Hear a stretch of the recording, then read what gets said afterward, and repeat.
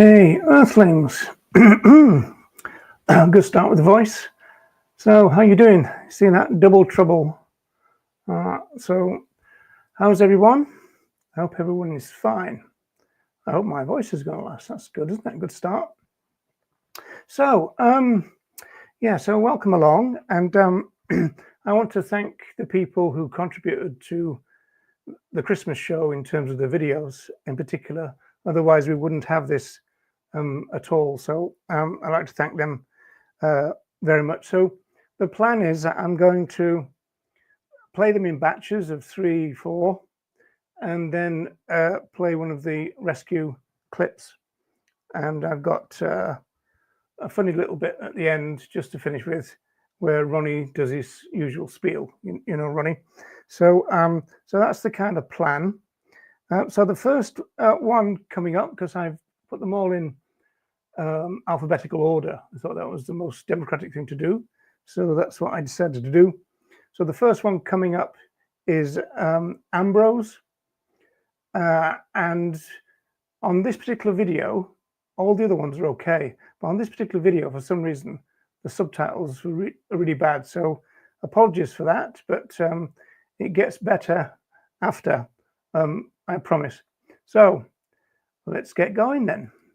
And I had this perspective that like vegans were just like privileged maniacs, and so like I supported the cause. I understood where they were coming from, but I thought that they were privileged maniacs because I believed that animal products were necessities, right? So when I learned the opposite, and I learned all the facts, and I saw all the things and all the when it clicked, it was like this euphoric high of like, oh my god, well, if I've gone vegan, the whole world is gonna go vegan. And I think that's an experience that a lot of new vegans have, and I think that that's a strong and necessary thing to carry.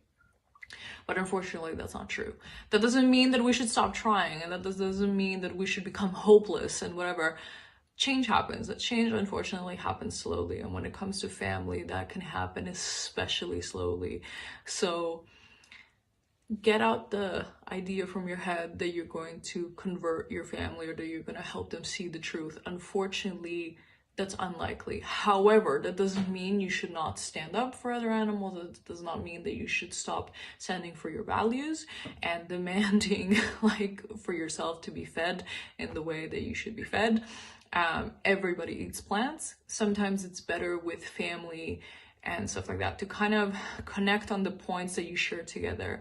And like, your family is not bad because they continue to exploit animals. What they're doing is bad. However, they're operating on the same kind of mindset that most of us unfortunately grew up with, which is a speciesist mindset. They're not aware of it. And it's gonna take a long time of like having those conversations and like getting that into the head for even the slightest bit of changes to happen. So don't be hopeless and connect with other vegans and other animals. Hope it helps.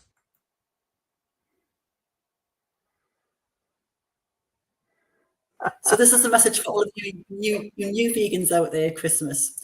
Don't get overwhelmed by the enormity of what you've done. It's an amazing thing. It's an amazing leap of faith that you've done. You've joined an amazing social justice movement for animals and for people. Don't look at how far we've got to go. Look at how far we've come. Take the time to learn a bit about the history of the movement as well. Those people who came before us and how far they got, very, very limited resources.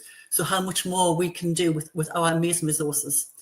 I always say to my group as well that our members in our group are the vegan family that we would have chosen. So choose your people, choose your tribe, choose your people, and be happy with them and know that you all share this one fundamental value, which is really, really important, and it will change the world.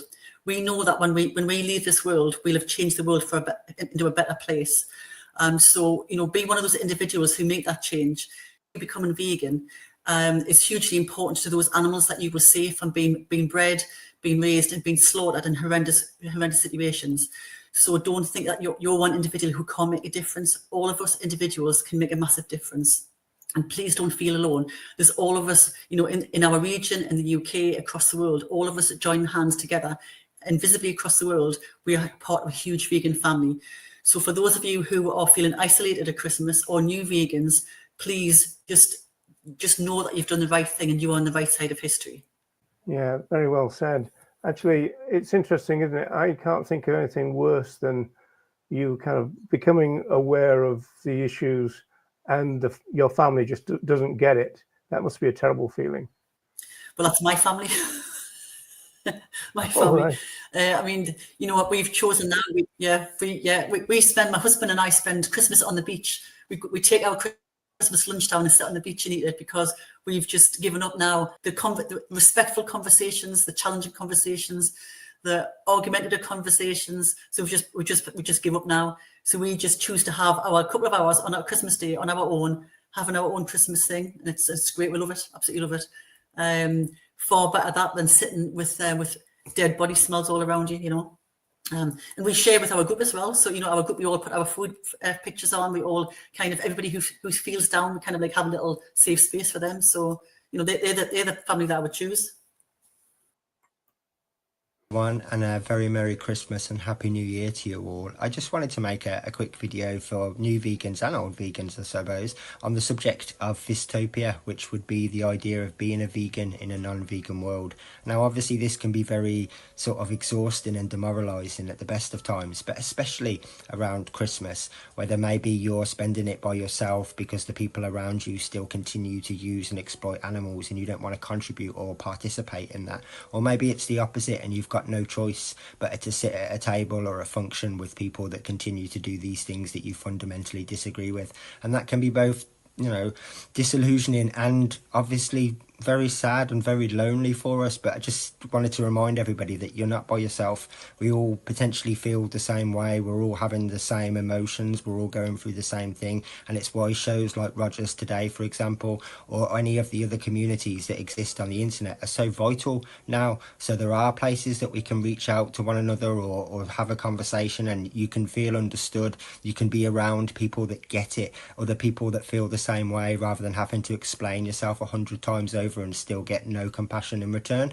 But also I wanted to just, especially for the newer vegans, but also for anyone that's been vegan for a long time, just talk about what motivates me, I suppose, and that's our founders. That's the people that formed this movement that we've all joined once upon a time. If you can imagine even the idea of living during a world war and just existing during that time, let alone making such a stand that you're going to recognise these various injustices all around you, connect them and say, hey, we don't agree with any of this. We're going to oppose all of this collectively. This injustice that's happening to these human beings over there is no different than the injustice that's happening to these cows over here. And so we recognise that connection and we stand against all this oppression collectively. If they could do that then, with all of the obstacles and all of the problems and all of the things that were up against them, if they could be so selfless at a time when it would have been very easy to be selfish, then in 2024, with all the luxuries and amenities that we have, we absolutely can do it too. Just don't be by yourself, don't be alone, and make sure that you reach out. And I just want to wish everyone a really Merry Christmas and a Happy New Year. Take care all. Thanks, Andy. So there's your first batch, and so it's about 11:40 here PM for me. So I know some of you have probably still got a bit of a time to go before we flip over to 2025. I know some people like Jordan we'll be hearing from soon. He's probably already on in 2025. It's also been raining here, which has been great because it's been raining all day, which means that we've hardly had any fireworks. So I don't know whether there will be, you know, at midnight itself, but it's been a blessed relief in that sense. Let me do a few hellos. Deb was here first. Hi, Deb. Always here first, or at least always here. Jennifer, hi. Who else have we got? More joy. Double screen is quite trippy. Yes, indeed. It's even more weird is because Roger looks like my dad. Oh, okay. Sorry about that. I do apologize. Michael's here. Joanna, hello there. Might be everybody that's Evelyn. Everybody's checked in. So we've got 3 people watching on Facebook. So if you want to take part in the chat, it's best to transfer to my YouTube channel. But it doesn't really matter that much either. And we can see, if you want to comment, it will come up, just that you won't be able to see anybody's reply to your comment. So, okay, so I thought, well, the best thing to do is split it up a little bit, this, with some of the rescue films that we didn't get a chance to show on Christmas Day. And so some people might remember that we talked to Alan Jackson, who's a prime mover in the NARM, National Animal Rights March. And he'd recently rescued some turkeys. And funny, he's out of commission for this month because he's in court for something that he did before the turkeys. So that's quite interesting. And so he did send me a film, and I lost it on the day. And so I found it in the meantime. And so it's only short, but this is it. And it's really, really quite interesting.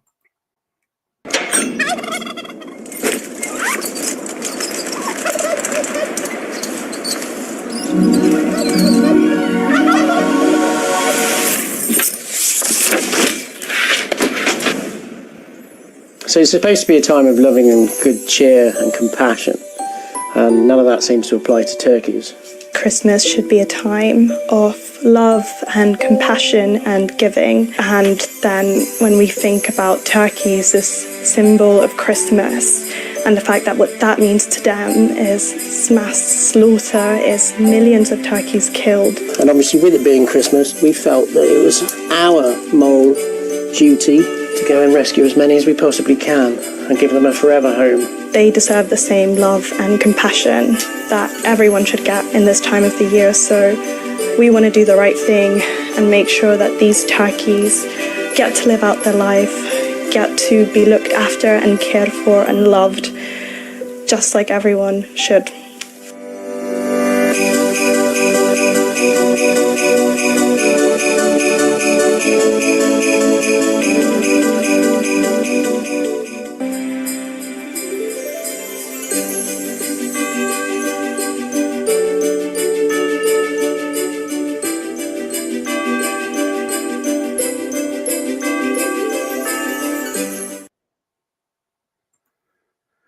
Yes, that's a nice little bit of film, and that bit at the end is the bit that I didn't show last time.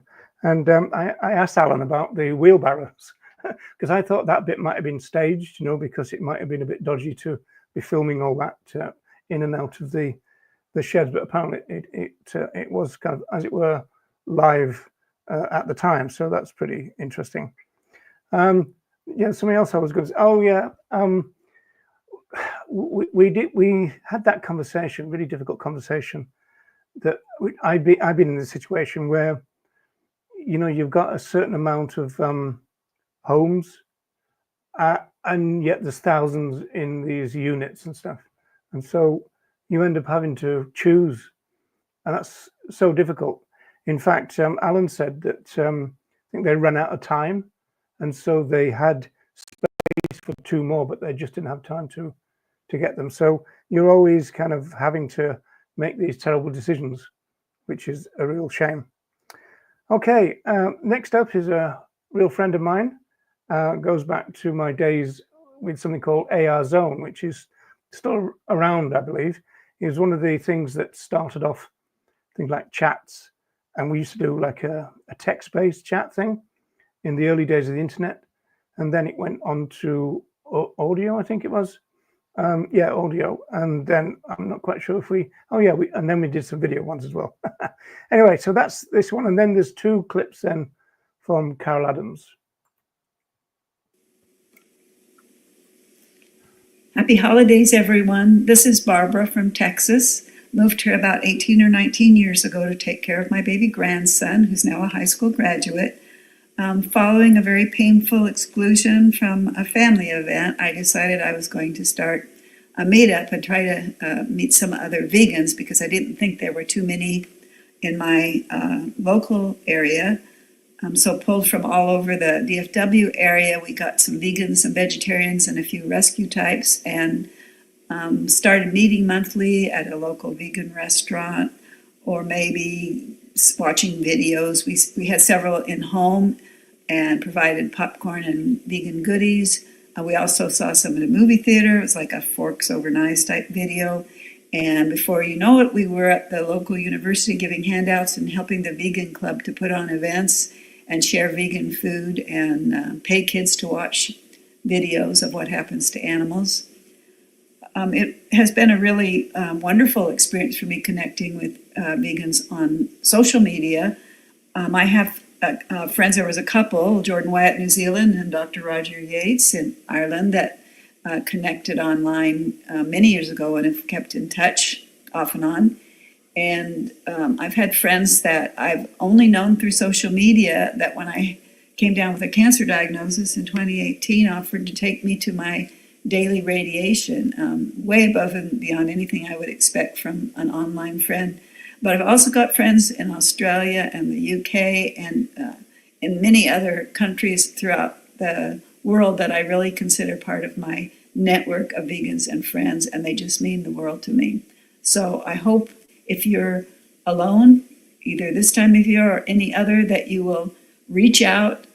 If you can't start a meetup, find some online folks, and you may just be amazed at who reaches back, because there's a lot of us out there that are feeling a little isolated from families and friends, and you just may be the bright note in their holiday. So take care. Thank you so much, Roger, for including me. Welcome to New Vegans, and I appreciate the enthusiasm you might be feeling about having discovered how wonderful it is to be a vegan. And I just want you to know that that might make you susceptible to being teased and sort of pummeled verbally by relatives when you get together during the holidays. They might ask you what they think is a simple question: why did you become a vegan?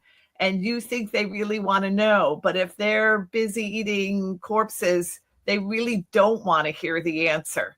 So what I would advise is don't get sucked into their dramas. You've figured it out for yourself. Make sure you bring something you can enjoy and enjoy the meal. To answer their questions, say, I feel better doing this. Let's talk later. To any of you who feel alone about your veganism, especially during the holidays, I remember that when I was caregiving for my parents, it was often that it was with my vegan meal that I reminded myself that I was connected to a world of compassion. I was caring for my parents because I cared about them.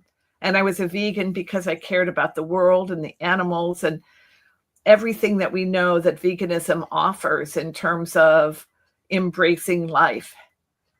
So even in a feeling of being alone, I hope you remember that your veganism connects you to so many other people and to the animals and the earth. And enjoy your vegan meals and learn to cook even more, because I think cooking gives us a joy. And then we get to eat the rewards of our learning. So just embrace it all and remember that you are connected to so many of us.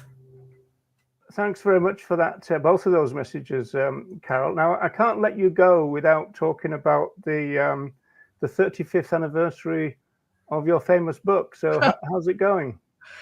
Well, it just arrived. It came out this month. It'll, of course, the 35th anniversary is officially January 2025. I should grab it. So I'm very excited about this edition for several reasons. One is, 35 years. I can't believe it. But I reread the whole thing this year because I gave it the new subtitle, A Feminist Vegan Critical Theory. Oh, It had always been vegan in theory, but back in 1990, vegetarian encompassed vegan in the sense that if you were a complete vegetarian, you didn't eat dairy or eggs. And vegan wasn't a well-known word. So for the past 35 years, there's been a debate sort of, when do we call it vegan in theory? One reason it's vegan in theory is because of my proposal that we think of dairy and eggs as feminized protein to recognize the reproductive exploitation of female animals in the production of mammalian milk and eggs. So it was really exciting to get to do a new edition and finally give it the subtitle I wanted it to have. Also, I wrote a long introduction that talks about how I conceived of the book, because that's the most frequent question I'm asked. How it was received back in 1990, what trends I see since then, and then there's the book to read. I actually enjoyed rereading it as I prepared to figure out where do I say vegan rather than vegetarian in the text. And I was reassured that all the work I had done to write the book had mattered and that I had actually figured things out in a way that I'm still very happy with. It's I've done that sometimes. You know, you read things that you've written yourself a long time ago, and sometimes it's quite weird, isn't it? You know, I remember reading something and I was thinking, "Oh, this is quite good," and then I realized. And the thing was, there were some things I wanted to change, and you could only change it. They were using the same layout, so I had to change it with the same number of words that I was replacing. It's like a puzzle you don't really want to do. I wished I had more room to add a few more things, but then I would have gotten carried away. I think the book stands as it is, and I'm thrilled that Bloomsbury is committed to keeping it in print and keeping it up to date. Yeah, well, I've got, I think, the second edition over there on my shelves. Yeah, it's always a good read, along with Pornography of Meat as well. So I'd like to thank you very much for doing this, and wish you a happy holidays, or whatever you prefer to say. Yes, well, we're happy with Christmas. That's our tradition. But happy holidays to everybody, however you celebrate it. Lift a glass of vegan drink in honor of our vision for the next year. Yeah, the mighty Carol Adams there. And Carol was the only person who did two videos instead of one, which was quite interesting. Most people were pretty good at sticking to the remit. I did say, you know, try and keep it under 2 minutes, which doesn't sound a long time, but you know, when you've got them all together, then you know, it ends up being quite a long time, because this is going to be over an hour, because I think there's 21 altogether. Just looking at the chat, yeah, the fireworks is a real problem.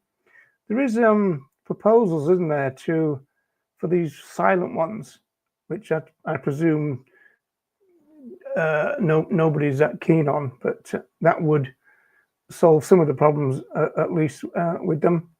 So that's pretty good. Turkeys are so awesome.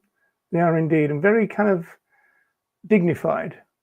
When I met some turkeys at Eden Farmed Animal Sanctuary, they're very regal almost. You know, it's really quite interesting. Right, from Eden Farmed Animal Sanctuary, we go to Back into Daylight Animal Sanctuary, which I always think is probably one of the best names for an animal sanctuary ever. And this is an old film that I took when we rescued some. There was a guy in Dublin, and it was one of those situations where he rescued a few birds, and then he got the reputation for rescuing birds and become, you know, the bird man and all that kind of stuff that tends to happen. You know, a lot of people end up running sanctuaries because they're the animal people, and suddenly people are you know, are presenting them with all kinds of our fellow animals, and then you end up de facto running a sanctuary. And so he ended up with far too many birds that he could look after, songbirds and pigeons mainly. And then he had a problem with his chest, and so his doctor said, you're going to have to get rid of the birds because the ammonia and that is getting on your chest. So it was a bit of an emergency thing, and so this is the film about that.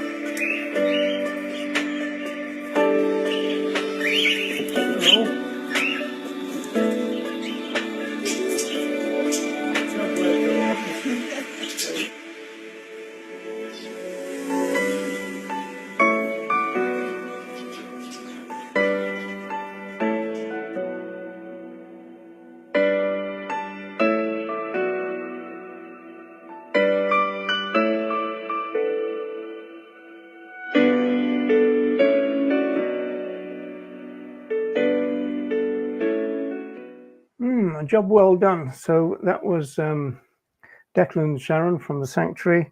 Declan was one of those interesting vegans who started off, born into a farming family, and I think he became a vegetarian when he was about 7, and then vegan about 10 years ago. So it was always great to have Declan on the street when we're doing outreach. In fact, Declan ran this group called Vigo, Vegan Education on the Go, and we did about 10 years on the street 3 times a week, and I think we missed about seven weeks in the 10 years.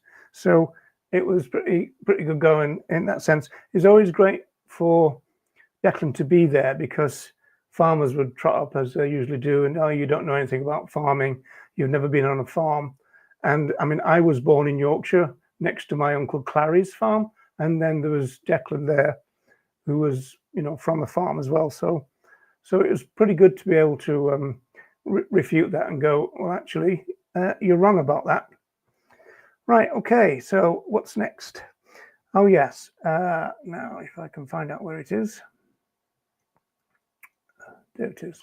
So next up is David Nybert, and one of my favorite academic authors, as you may know. So we've gone from one of the longest videos to one of the shortest, I think. But it's great that David manages to get all his buzzwords and all his academic concepts into one small clip, which is really skillful. So here we go. Greetings, Roger, and everyone at the Vegan Information Project, and also to all those working for a plant-based world. It goes without saying that everyone who has transitioned to a plant-based lifestyle are the ones who are really and truly working for peace on Earth and goodwill toward all the inhabitants of the planet. I just want to say how much I value all of you and your commitment to a peaceful planet Earth. Let's make sure our voices are loud in the denunciation of genocide and all forms of capitalist-driven oppression in 2025. And let's make the new year the best yet in the struggle for the abolition of all forms of entangled oppression of humans and other animals. I'll be seeing you on the road to a peaceful world. Hello, my name is Dominic Berry. I am a vegan and I've been so for over 10 years now. Quite a lot over 10 years, maybe 15. It's been so long, and I've had Christmases where I've been around people with all the very, very non-vegan dishes, and I've kind of struggled with that.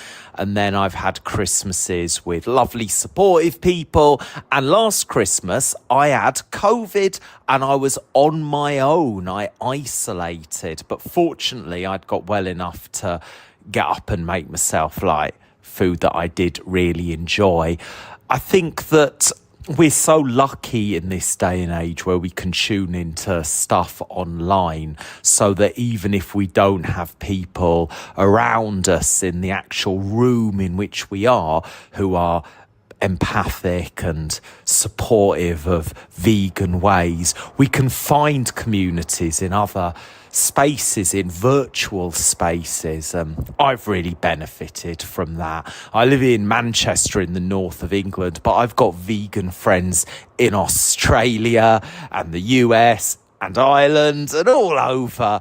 And it really is a global community, isn't it? I feel really appreciative of that, and really appreciative of any excuse to eat my own body weight in vegan grub. I'm always a very, very greedy boy when it comes to Christmas time.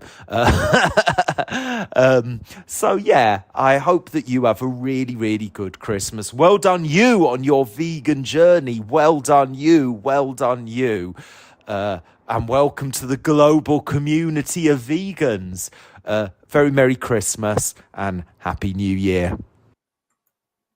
Merry Christmas to all you new vegans, but also vegans who are by themselves this Christmas.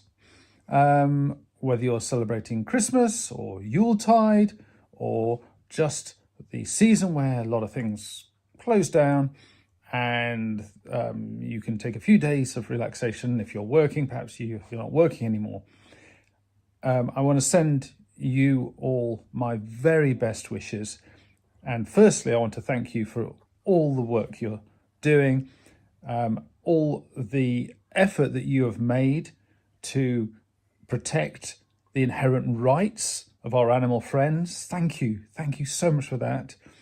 And if it is your first holiday season, Christmas, Yuletide, whatever you want to call it, and you are having difficulties because perhaps the people you are with are not on the same track as you at the moment, bear with it. Family and friends are very important. Do what you can, stay strong, always with a smile on your face, and enjoy your days, please, because you're doing such an amazing thing. And let's not let this spoil it for you. If you're a vegan by yourself, stay in touch with everyone. You're also doing wonderful things, and I just really want to thank you for it. It's this time of year when we should say it more often, shouldn't we? But thank you from the bottom of my heart. Thank you for everything you do, all of you. That's a nice message, isn't it? So, so David Nybert first, and then we've got the mighty Dominic Berry. It's getting pretty famous now, Dominic, I believe. Kind of headlined the poetry stages at Glastonbury a few times now. Came over to Ireland a couple of times to do stuff for us. And the first time he came over, we really worked him hard. And so we ended up with about 7 videos from that, if you like. I've taken my green screen down from that camera because it's gone midnight for me now, and so that means I can unveil this, which is the Eden Found Animal Sanctuary calendar. So that's the front, and that's the back. And I haven't actually opened it because I think, isn't it supposed to be bad luck? So I haven't opened it, but I suppose I can open the January one now. And so we've got Molly on the front. So this is a really nice, nice gift to give, and something obviously to have as well. So that's pretty good. Right, I'm gonna take you back now to 1975 with one of the most famous raids that ever happened, and one of the most famous exposés that ever happened, when it was revealed that there were such things as smoking beagles. So there's no graphic stuff, but this is one of the people who ended up doing a prison sentence along with Ronnie, and it's a short clip, but it's really good. And obviously they were in a very distressed condition. They were very shy, terrified. They had none of the normal reactions of a dog. I went into the actual laboratory and removed 2 of the smoking beagles, and I was subsequently apprehended by the police and questioned as to the whereabouts of these dogs. By then, of course, I'd passed them on. They'd gone to safe homes, and the police, they made a great deal of the fact that the dogs were almost certain to die once they'd been released from the laboratory and from the sterile conditions. But we refused to hand the dogs back, and it actually has now transpired that they've spent some 3 years at least, leading a perfectly happy and normal existence. Vegans and Vegan Curious. Jeremy here from Respect Animal Sanctuary with 4 quick tips for this holiday season. The first is you're not alone. I get it, I'm living in rural Georgia. Sometimes it can feel that way, but if you reach out, maybe join other sanctuary volunteer groups or vegan meetups, and if there's not one in your area, start your own. You might be surprised who joins. Right, Tim? If you can't find a group in your local area, you might be able to find one online. The second tip is that advocacy can be empowering. I know as a 10-year vegan, it hasn't always been... Daisy agrees. Sometimes it can be difficult to feel like we're making a difference. There's no better way to combat some of the challenges of being vegan than getting out there and doing something to be part of the solution, whether it be volunteer at your local sanctuary or something online or maybe in person. There's all different kinds of animal advocacy out there, and chances are there's a form that will suit you. Just try to find something you're passionate about and you can be sustainable with. The third tip is it's okay to ask for help, whether it's navigating challenging situations with friends, family, or in the workplace, to finding advocacy ideas from an experienced animal activist. There's someone out there who may really like to help. Hey Rosebud, you agree? The fourth tip is that you are making an impact. From every day you eat and live vegan, to incorporating anti-species language into your day-to-day lives, creating content online, or maybe in-person events, everything you do helps individuals just like Alex here. Bonus tip, remember to prioritize self-care, not just a few times a year or once a month, but every day ideally. Visiting a sanctuary is a great way to do that. I know when I come down to the barn and hang out with guys like Tim, my day's instantly better, right? Happy holidays from all of us at Respect Animal Sanctuary, including the Respect Fishes.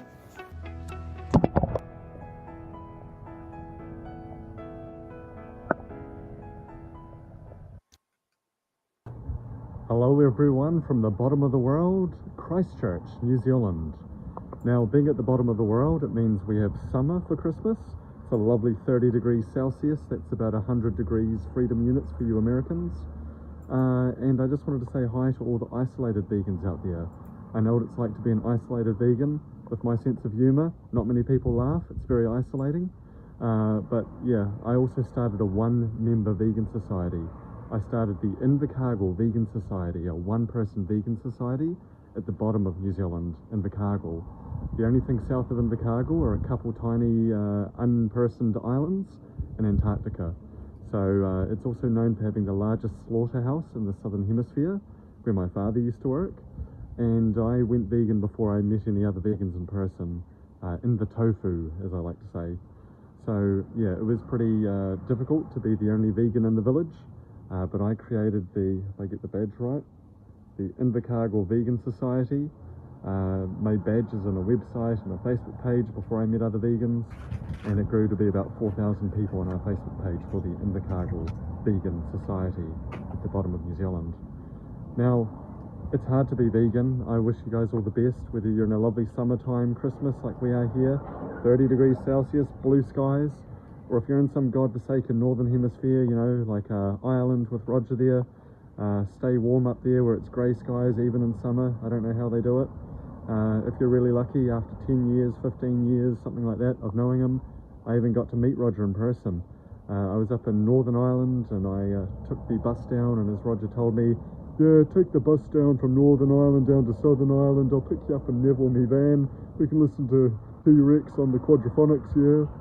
And yeah, it was nice hanging out with Roger in person. Jokes like that, I wonder why I'm so isolated. Mr. Jordan Wyatt of the Invercargill Vegan Society. This is our version of blue skies and even blue water, and now that is a rarity. So yeah, actually there's a, see my finger, there's a seal sanctuary just that way,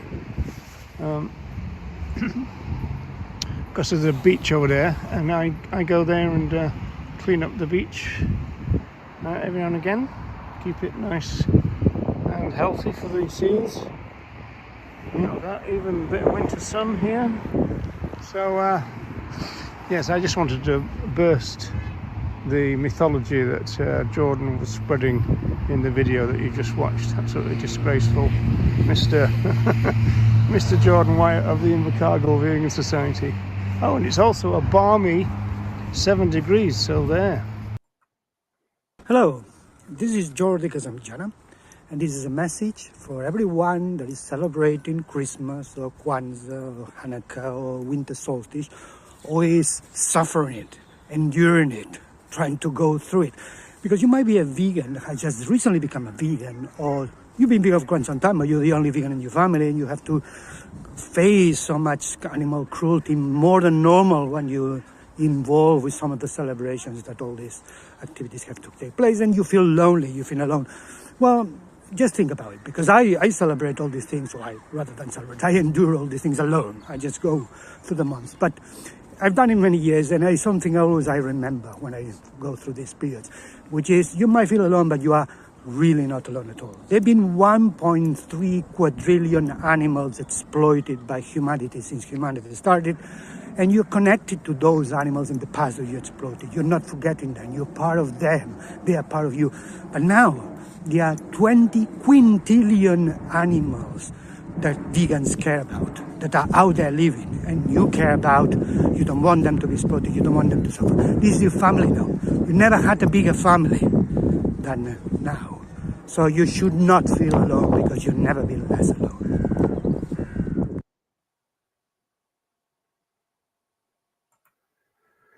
Thanks, Geordie. So that's Geordie and Jordan and Jeremy. Jeremy Hess. Yeah, I think the people who know this channel know Jeremy fairly well. And then my answer to Jordan's scurrilous attack on Irish weather, which I thought was a bit outrageous, but all good fun as usual. Jordan's got a pretty good sense of humor.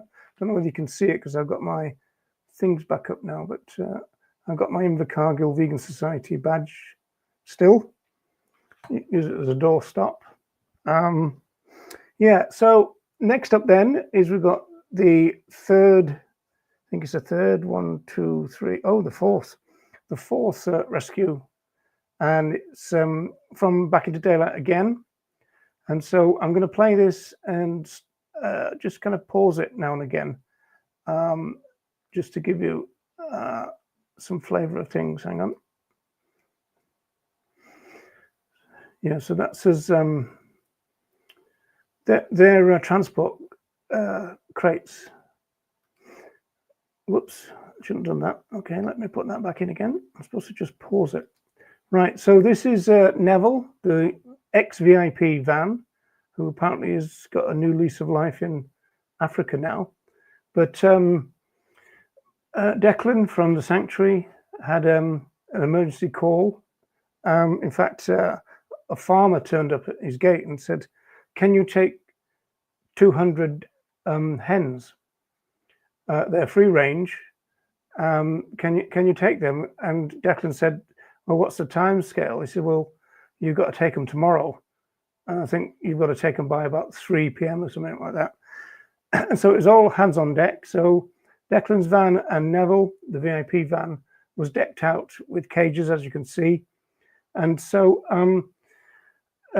Neville had some shelves at the side, and that had a grill put over them. And then these cages were put in the middle. So there is a bit of footage, and it looks a bit dodgy because it looks like we're just filming some birds who are having difficulty breathing. But it wasn't that. Not that they weren't having difficulty breathing. It's just that we had to clear this central area before we could take that bit out. And so someone took the opportunity to do some filming when that was happening. So I just thought I'd better mention that in case it looks bad, because it does if you don't know the backstory, as it were. There they are now.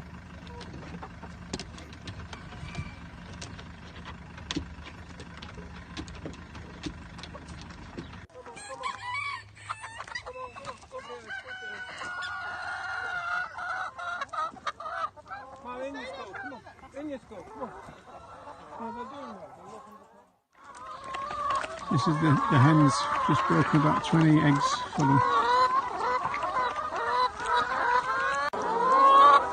Hello. Hello, what's your name? Hello, what's your name? Hello, what's your name? Hello, what's your name? Hello, what's your name? Hello, what's your name? Hello, what's your name? Let's smash these. Here you go, let's smash these. No. Let's smash these.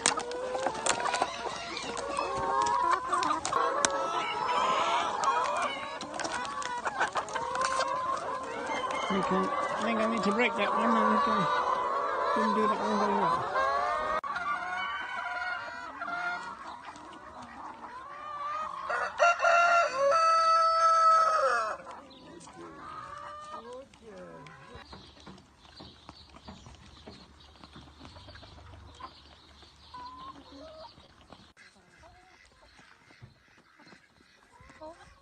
Shall we let him in, see what happens?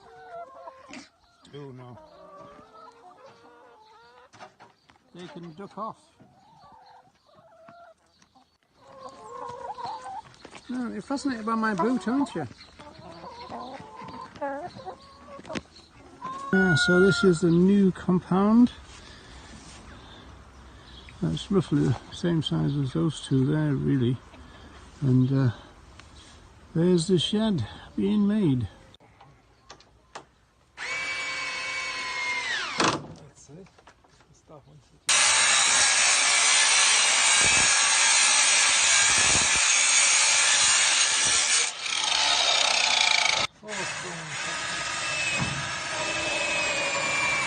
Oh, look at that, under pressure with the camera on, and he doesn't, does it? Yeah.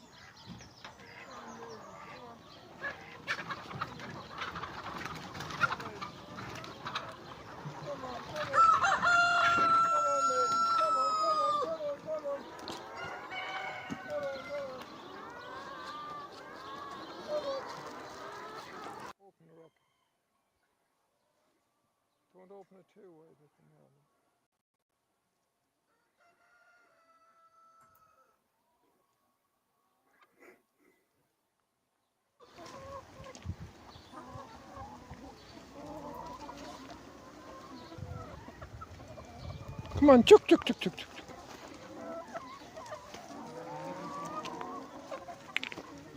Come on, chuk, chuk. Come on.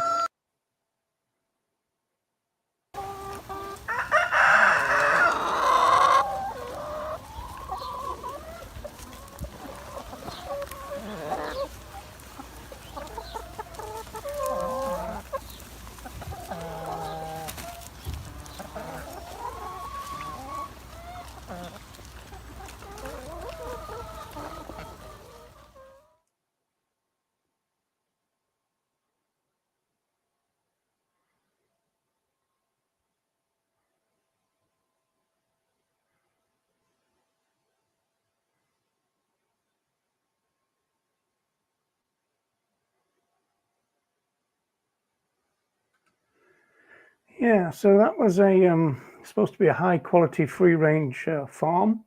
It was brand new, and so it was the first time that they'd sent victims to slaughter.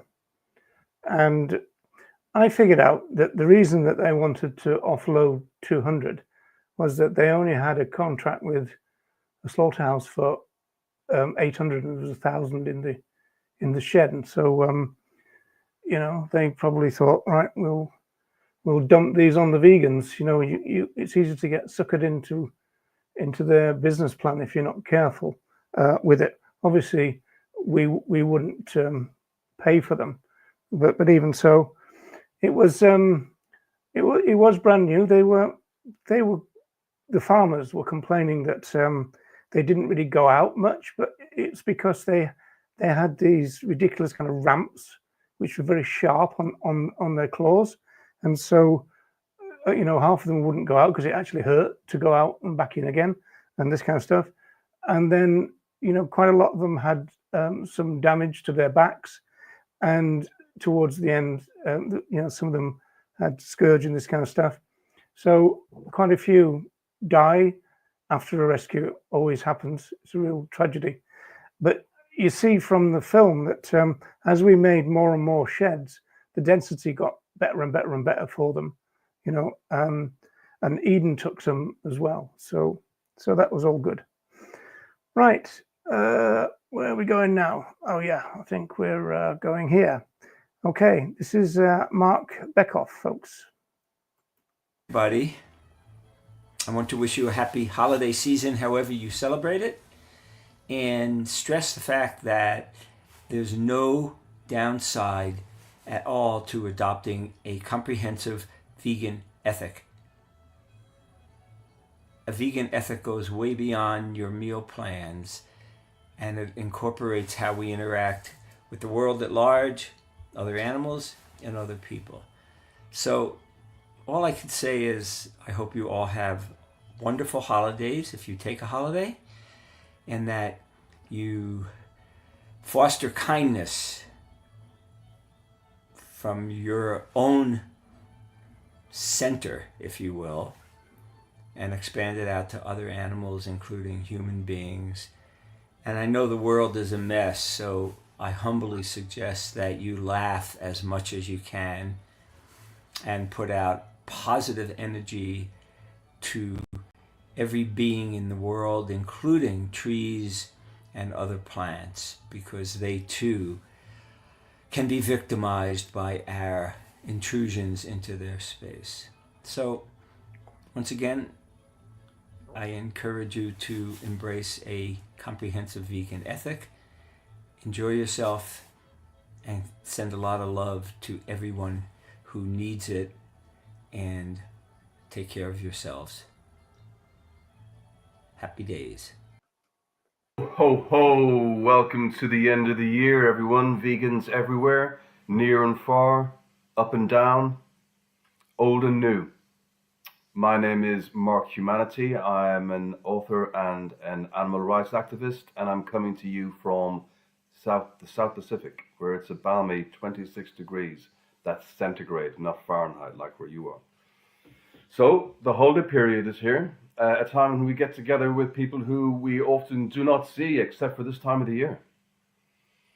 Friends and family, many of whom might have, say, less than generous opinions about veganism. It's a time of the year that can be quite stressful as a vegan. A lot of enforced socializing.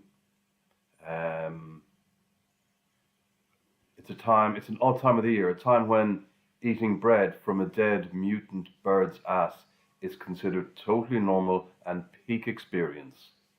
Okay? That time of the year. So take comfort in the fact that we vegans, we are part of a mighty movement of movements.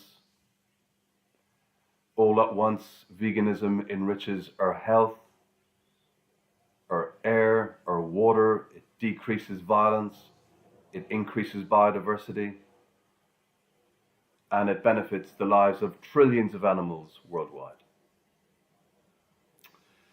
It is a movement that encompasses the environmental movement, the health movement, the animal rights movement, the climate crisis movement, all together, all at once. One of the hardest aspects I've found of being a vegan of 30-something years is trying to make sense of the non-vegan friends and family around you. People who you know are very caring, typically, who would balk at the idea of harming an animal, a pet for instance, but who willingly pay other people to horribly torture and mutilate and kill trillions of animals worldwide. People who would throw up if they walked into a slaughterhouse, overcome by the stench and the fear and the sounds and the sights, but who pay other people to do that every day of their lives. People who, when you bring this up, can get really angry. They can defriend you. They can give you funny looks. They can call you a communist. They can do all sorts of weird things, have weird reactions. One thing they won't do is change. They carry on doing it. It's depressing, it's enraging, it's ridiculous, it's all of these things and many, many more besides, but what it isn't is your fault. It's theirs. You're right, they're wrong. You can't allow yourself to be overcome by this.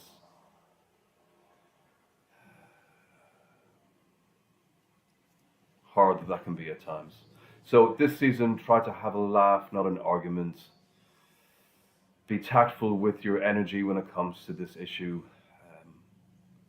You're wasting your time and energy when you're having a beer-fueled rant at a relative on Christmas evening. I know I've been there, done that, no point. If you do find yourself in such a situation, be careful how you express things. Words can hurt. After 3 beers in, you're not going to remember any of this advice. So if you find yourself in a kitchen, 10 o'clock at night, Christmas Eve, Christmas night, surrounded by relatives who are screaming at you, pointing the finger, all sorts, I suggest you put on your noise-cancelling headphones that you got from your nephew, turn them on, spin around.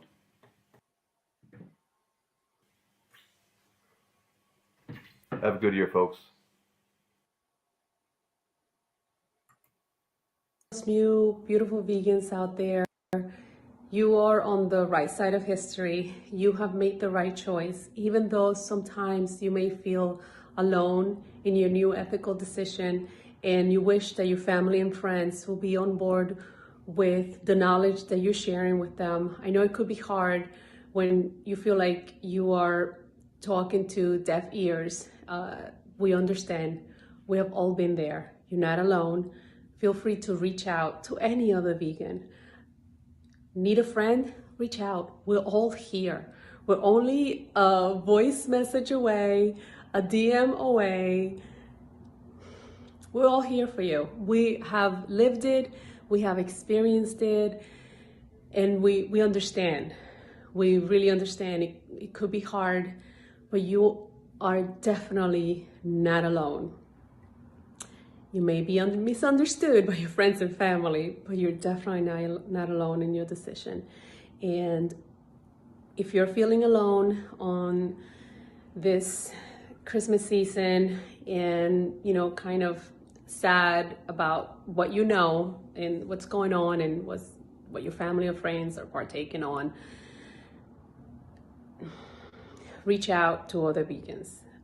We understand, we've been there, and we would love to just help you. And you're doing the right thing, and the right thing is never wrong. More good advice, folks. So, yeah, Mark Beckoff, Mark Humanity, and then Nelsie. And then I just realized when I was loading all those up that I'd forgotten someone. So I thought, well, I better go and load them up before I forget where they are, because this is the one video that's in a different place than all the rest. And I suddenly thought, oh, hang on, I've missed one. So I've got that loaded up now. So I'm going to go for that before I forget. So apologies to Benjamin, and this is he. My name is Benjamin. I'm an activist based in New York City. I've been vegan almost 10 years, and it was the best choice I ever made. I've been an animal rights activist for about 6 years, and that was the second best choice I've ever made.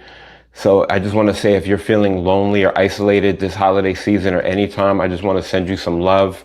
You're not alone. We do live in a fucking dystopia, and I appreciate your integrity and your empathy. And my only advice to get connected would just be to join an activist community or two. Even if it's online, it makes all the difference connecting with other activists and vegans. I also recommend setting boundaries with friends and family. It took me a long time as a vegan before I felt emboldened enough to tell people that I wasn't going to eat with them or feel comfortable saying goodbye to relationships, old relationships where it just was a lack of empathy.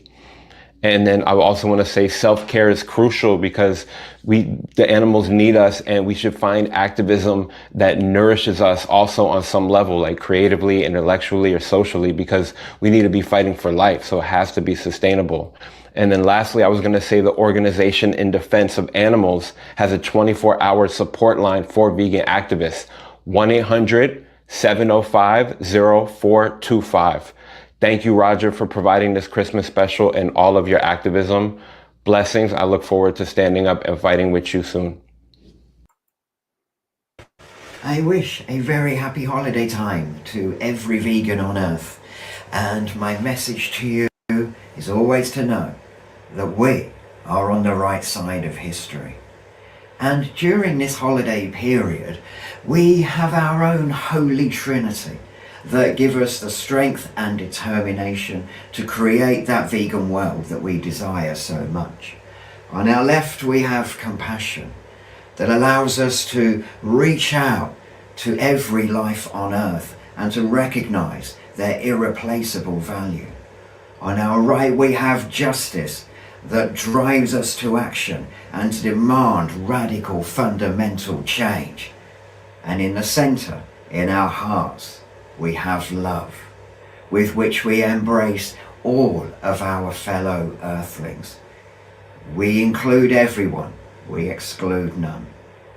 So what I want you to understand is that even when times are tough, and I know that Christmas time in particular can be challenging, we are not alone. Not only do we have one another, we have compassion on our side. We have justice on our side. We have love on our side. We have history on our side. We are how humanity and life on earth has a future. We are tomorrow's promise made real today. Everyone, Riddick here. So my advice to new vegans would be to get involved with animal liberation as a political struggle, because it will help you inculcate a new way of relating towards animals, certainly one that is more compassionate when you proceed to associate it with total liberation, which involves the fight for human, animal, and earth liberation.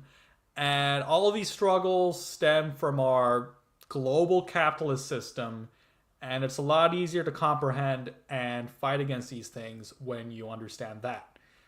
When it comes to isolation as a vegan, at least for me, the most isolating part is not necessarily the lifestyle or diet itself, but the disillusionment that comes with living in a world which is complicit in and actively celebrates animal exploitation.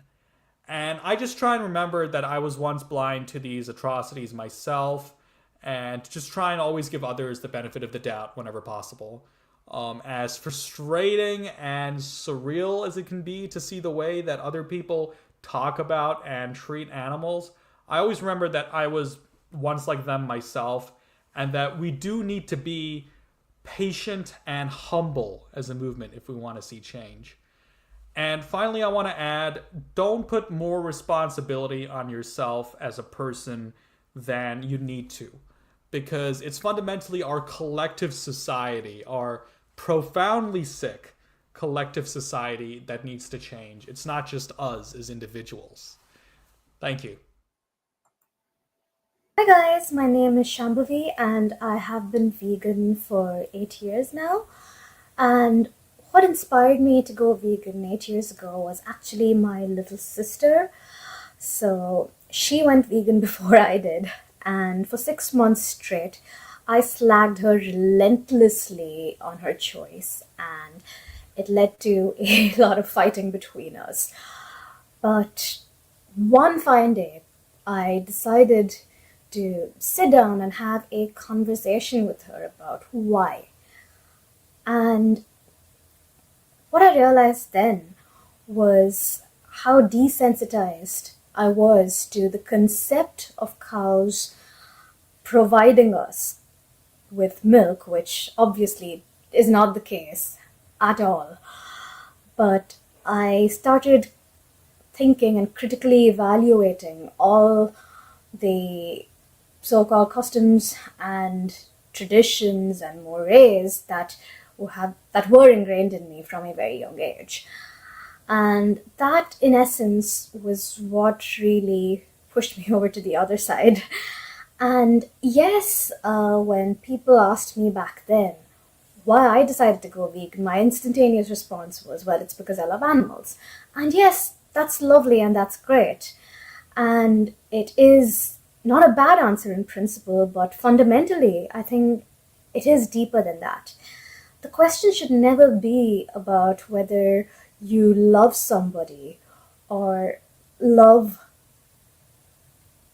a being in order for you to respect their life or to respect their, I guess, need to live, to respect their need for freedom, so on and so forth. I mean, there are a lot of people out there I do not love, but I still wouldn't go out of my way to harm them, and the same applies to animals. Yes, I mean, whether you're an animal lover or not, it is important to acknowledge that every sentient being has the right to live on their own terms and not be tortured, abused, and killed for our personal gain or anybody else's personal gain.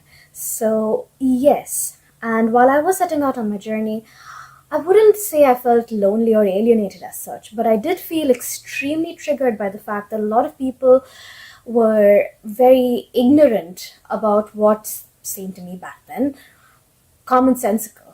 Yes, and I also used to get into a lot of arguments with people over the most basic things. I mean, all sorts of, I guess, rebuttals were thrown at me, right from, oh, we've got canines to, yeah, plants are sentient as well. And I did waste a lot of breath, fights, a lot of verbal fights.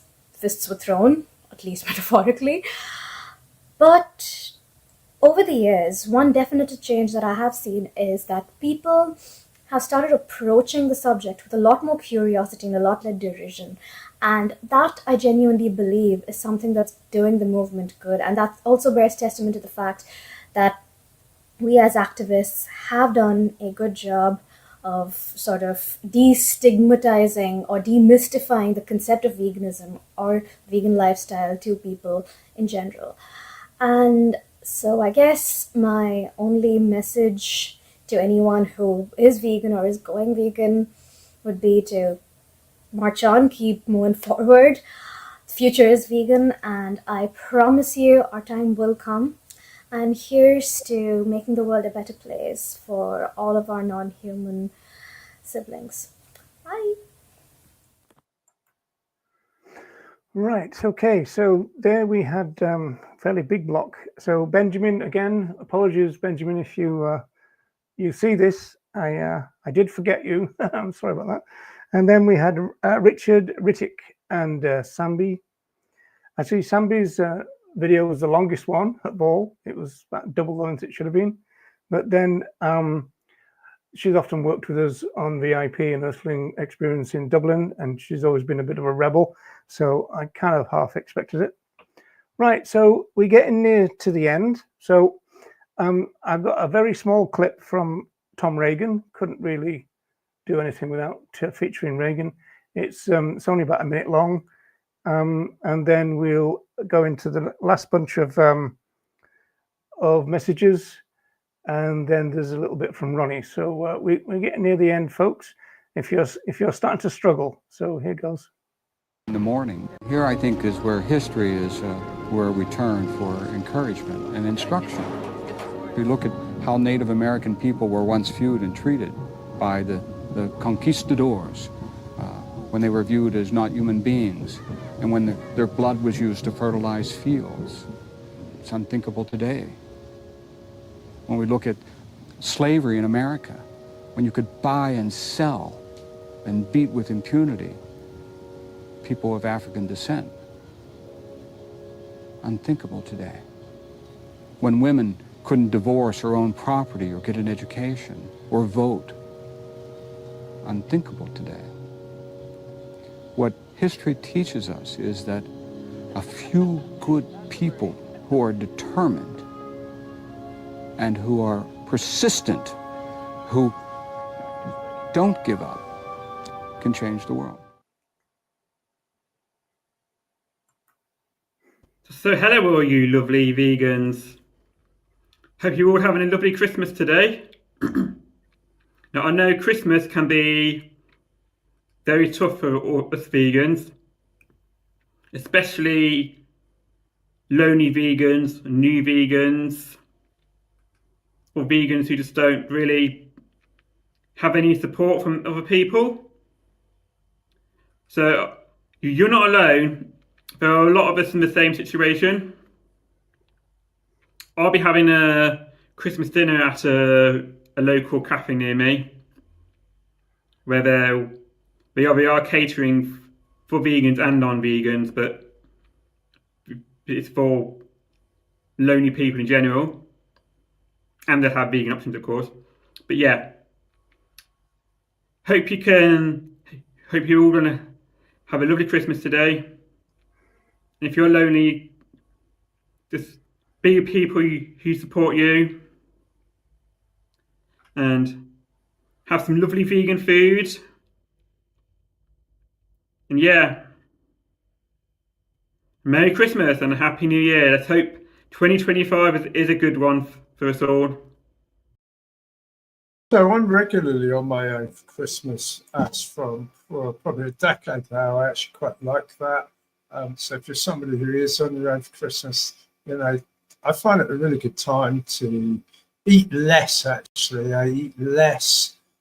Sometimes I fast, get more into sort of some breathing exercises, maybe some Qigong exercises, and pay attention to rest and recuperation, perhaps a bit of cleansing. And that's a really nurturing time. It's more in tune with sort of pre-Christmas, or before this kind of Christmas consumerism hit our societies. I can't say it's for me. No, I prefer some solitude and some times for reflection and some re-energizing. I think is probably the best one. So that's what I do at Christmas: is I re-energize. Really, I get clear, I get some new ideas, I get some perspectives, I get time to reflect, but essentially re-energize, which generally means emptying out rather than adding stuff in. But look, if you're in company, you're doing a family Christmas, or you're with friends, you've been invited with friends, it's a mix, it's not necessarily vegan Christmas, that can be really tough. My advice is, if you're not sure what sort of food you get, is to eat before, and then you can enjoy whatever there is there without being too worried. Famously, one year as I was visiting nations and such like, I ended up with Brussels sprouts and whiskey being the only two foods suitable for the Boxing Day feast for me and my company of 20, which was fine, because I kind of come prepared and I really enjoyed those Brussels sprouts. And I have to say, I definitely enjoyed that whiskey. But if you are feeling a bit nervous about having to deal with perhaps, people questioning you on veganism, it's a great time to get yourself prepared. Read Benny's book, Benny Malone, How to Argue with Vegans, or maybe Ed's book, Ed Winter's How to Argue with Meat Eaters and Win Every Time. And maybe use that time to perhaps calmly sharpen and hone your skills to deflect some of the more obvious vegan misunderstandings and stereotypes that you might encounter in people, and perhaps use it as an educational time to quietly deal with any inquiries in a positive, upbeat, and informed fashion. So there you go. Season's greetings. All the best for what's looking like a really good 2025, full of new projects. So really excited by all of that. Difficult time of the year for many reasons. So if you're a new or isolated vegan, then know that doing the right thing and the easy thing aren't always in alignment. You are doing the right thing. You are aligning your morals with your actions by being vegan. So just remember to have conviction in your ethics. Remember who you are, what sort of ethics you want to bring into the world. And though it may feel otherwise, you are not alone in this.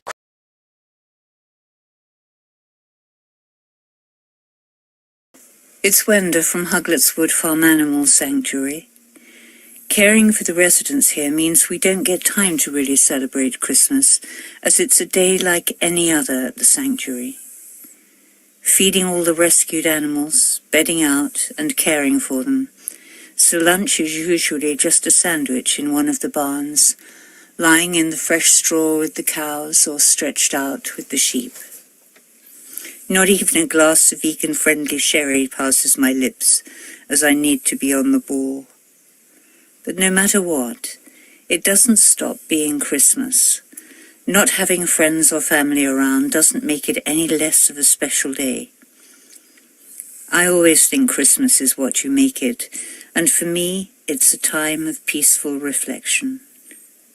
For those of you who'll be alone, have the day you want, regardless. You don't have to be partying to have a good time. We use this time of year to gently educate those around us, from the gifts we send to the cards we don't. Moral and environmental issues are one and the same in my book. The last family Christmas I endured after becoming vegan was so long ago, but it sits in my memory as an unforgettable experience, because I was told that I had ruined everyone's Christmas as I'd refused to partake in a dead turkey. These days, I don't sit at any table with animal products on it. But you don't have to be like me. Let your choice of vegan food do the talking. Be armed with loads of factual information, especially about the benefits of a vegan lifestyle, just in case you're not allowed to eat in peace. I really believe there doesn't have to be confrontation at Christmas time, just education. Whether you're alone, the only vegan at the table, or you're lucky enough to be with a room full of others, have a very Merry Christmas and a happy, peaceful New Year. Oh, and have a drink for me. I'll hug a cow for you.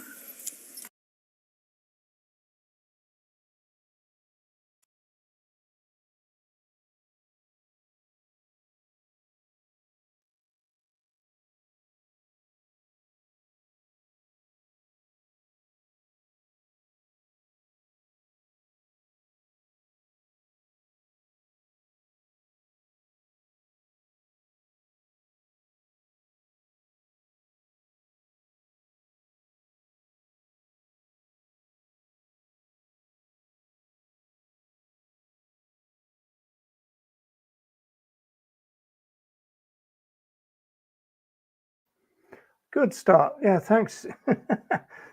Thanks, Janet. Right, I'll start that again. So that was Terry, Tim, Vegan Gaze, and Wenda. Great sentiment at the end there from Wenda. You have a drink for me, and I'll hug a cow for you. So that was the last batch, and that was the first time I muted the mic, and I forgot to unmute it. That was the last batch. We've done about an hour and 20. So as I was saying then, those were spread out over the 10 hours. And so there's a good chance that there'll be quite a few that each individual missed. So it's quite nice to have them all together like that.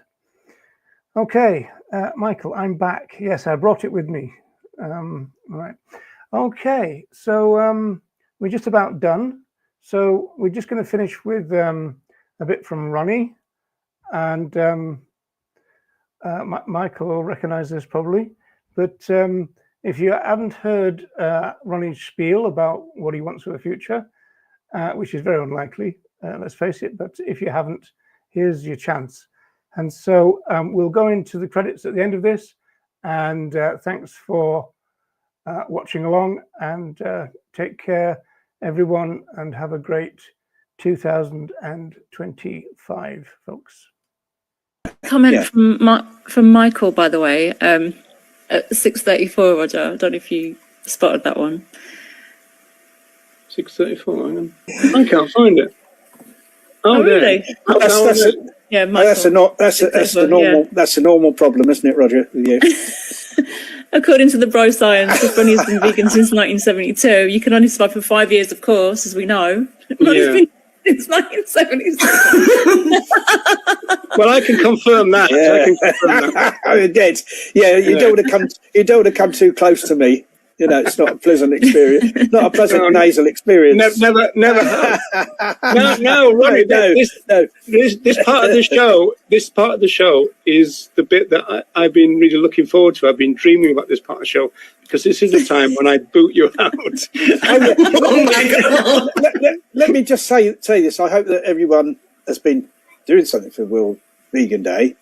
In some way. I mean, I was out this morning. We've got a compassionate Christmas campaign locally. We're trying to persuade everyone in the area to go vegan for Christmas and thereafter and stay vegan.